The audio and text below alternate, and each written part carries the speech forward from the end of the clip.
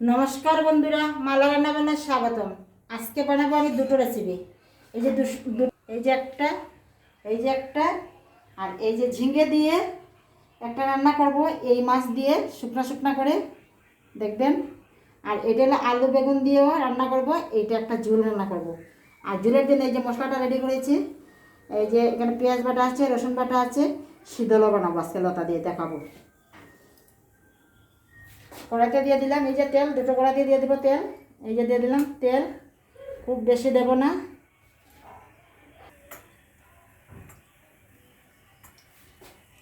ঝিঙে দিয়ে যেটা বানাবো শুকনো শুকনো, এটার মধ্যে দিয়ে দেবো কালো জিরা ফোড়ন।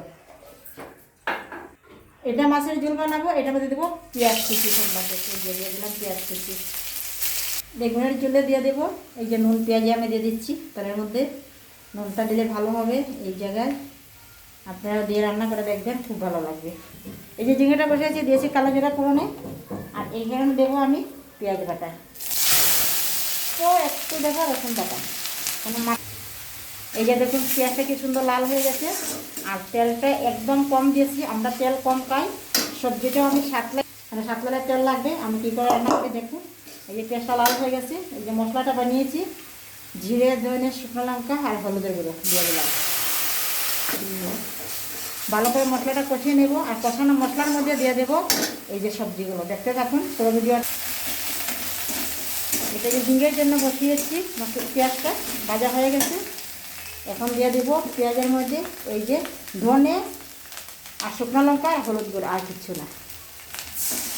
দিয়ে দিলাম, দিয়ে দিচ্ছি নুন, বেশি দেবো না, অল্পই দেবো, কেন ঝিঙেটা মশলাটা কষানো হয়ে গেছে। দেখুন খুব সুন্দর হয়েছে, গন্ধ বেরিয়েছে, ভালো একটা গন্ধ বেরিয়েছে। এবার এটা যে সবজিগুলো দিয়ে দেবো, দিয়ে সাতলে নেবো ভালো করে। ওই যে ঝিঙে মশলাটাও কষানো হয়ে গেছে, ঝিঙেগুলো সাতলাই নিয়ে আগে এরকম কাঁচা দিয়ে দেবো মশলার মধ্যে। এই দেখুন আলুগুলো কিছু দিইনি, শুধু ঝিঙে তখন দেওয়ার পরে কি সুন্দর কালারটা হয়েছে। খেতেও ভালো হবে। এটা শুকনো শুকনো বানাবো, জল দেবো না, এটার মধ্যে একদম শুকনো করে বানাবো। এই দেখুন কি সুন্দর লাগছে কালারটা। দেখতে থাকুন পুরো ভিডিওটা, ভালোই লাগবে আশা করি। আপনারা আমার পাশে থাকবেন, লাইক করবে, কমেন্ট করবে, অবশ্যই শেয়ার করবে। ভুল হলে ক্ষমা করবে। আমি তো সবার মতো আপনাদের মতো তো সুন্দরভাবে কথা বলবো। এই যে দেখুন কি সুন্দর কষানো হয়েছে, দেখতে কত সুন্দর লাগছে। অথচ আমি সবজিটা কাটলেই নিয়ে যাবে দেখছি অনেকটা। আর এটার মধ্যে এখন আমি ঝুলটা দিয়ে দেবো, গরম জলটা দিয়ে দিলাম।